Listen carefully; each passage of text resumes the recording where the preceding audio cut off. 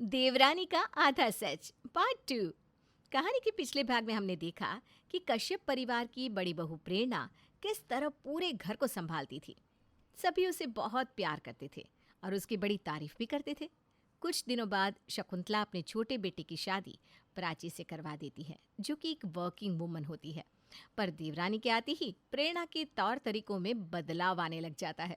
उसे लगता है कि कहीं सारे काम का बोझ उस पर ही ना आ जाए। पर प्राची ऐसा नहीं होने देती। वो ऑफिस के साथ साथ घर का आधा काम भी संभालना शुरू कर देती है। पर कुछ दिनों बाद प्राची के ऑफिस के टाइम में बदलाव आने के कारण ना ही वो सुबह का नाश्ता ठीक से बना पाती है और ना ही रात के खाने में प्रेरणा की मदद कर पाती है। और घर के सारे काम का बोझ प्रेरणा पर ही आ जाता है।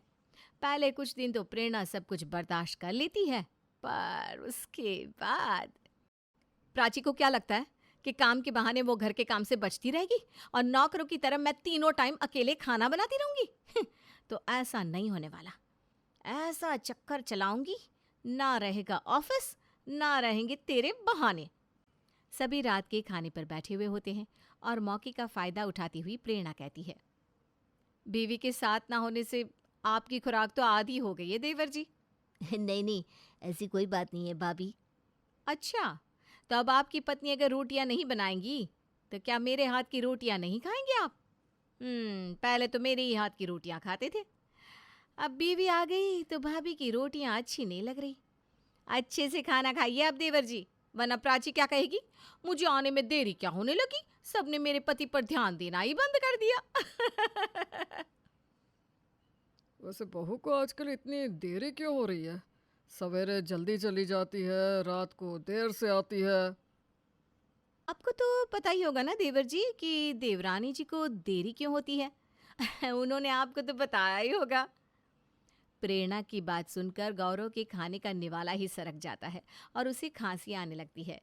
प्रेरणा फौरन उसे पानी का गिलास पकड़ाती है। अरे कोई बात अगर मन में खटकने लग जाए ना, तो उसे यूं मन में रखने से अक्सर खांसी ही आती है देवर जी। और ये थी सबसे पहली शक की बीज जो प्रेरणा गौरव के मन में बो चुकी थी। रात को प्राची 11 बजे तक अपने घर आती है और खाना खाकर फिर से हॉल में बैठकर काम में लग जाती है।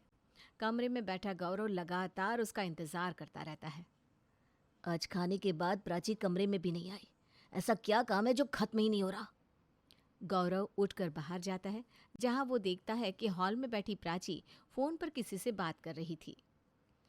1 घंटा और पहले? नहीं यार, वैसे भी मैं टाइम से 1 घंटा पहले आ रही हूँ।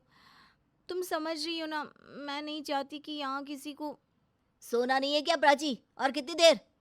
अब तुम सो जाओ ना गौरव, मुझे ज़रा वक्त लगेगा। प्राची और उसके दोस्त के बीच की बात गौरव ने सुन ली थी, जिस कारण उसे रात भर नींद नहीं आती।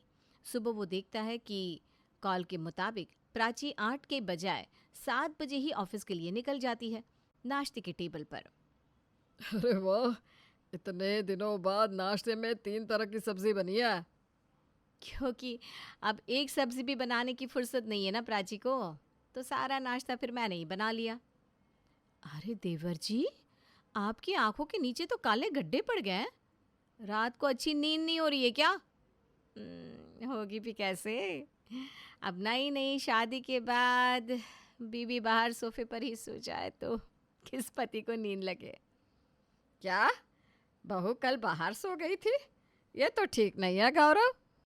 कल क्या माँ जी, आए दिन की यही तो कहानी है। रात को देरी से आना, सुबह जल्दी चले जाना।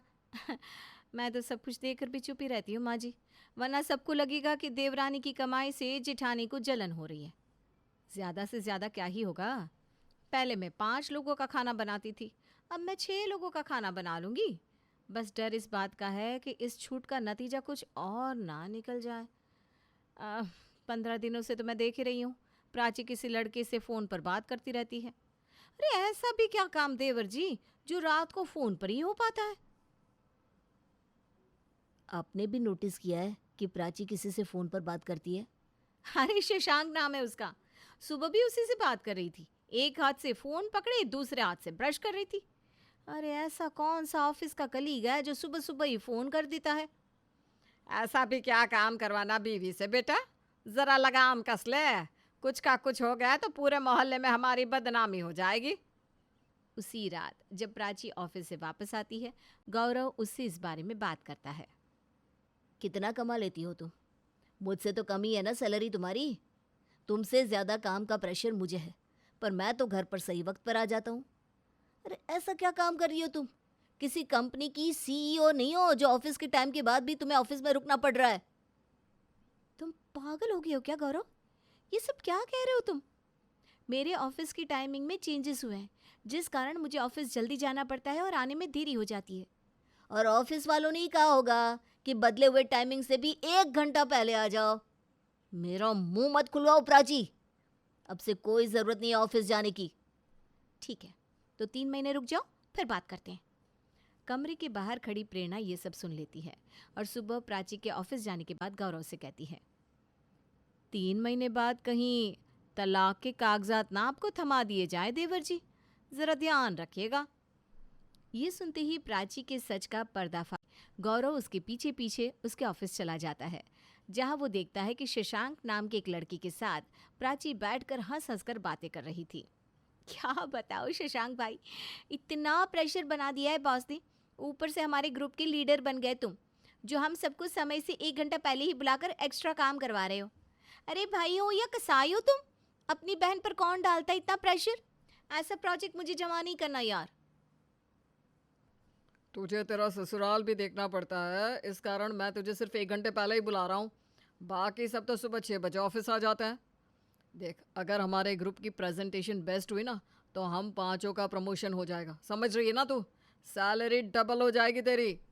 अरे तेल लेने की सैलरी, 3 महीने के बाद बस ये प्रोजेक्ट सबमिट हो जाए, फिर मैं रिज़ाइन कर दूंगी। सारा काम घर का मेरी जेठानी पर आ गया है। मेरे हस्बैंड को भी मेरे जॉब टाइमिंग से प्रॉब्लम हो रही है। अब मेरी शादी हो चुकी है, इतना समय मैं ऑफिस में नहीं दे सकती यार। मेरे लिए मेरा ससुराल पहले, बाद में काम। अपनी भाभी के बहकावे में आकर प्राची के पीछे आ गए गौरव के आंखों से पट्टी हमेशा हमेशा के लिए हट जाती है। उसे अपनी सोच पर बड़ी तरस आती है और वहाँ से वो वापस लौटकर घर आता है। इसीलिए लोग कहते हैं आधा सच पूरे झूठ से भी ज़्यादा खतरनाक होता है। ये सब क्या कर दिया मैंने? क्या हुआ देवर जी, आपके चेहरे का रंग क्यों उड़ा हुआ है? देख कर आया होगा ना अपनी पत्नी के कुकर्म।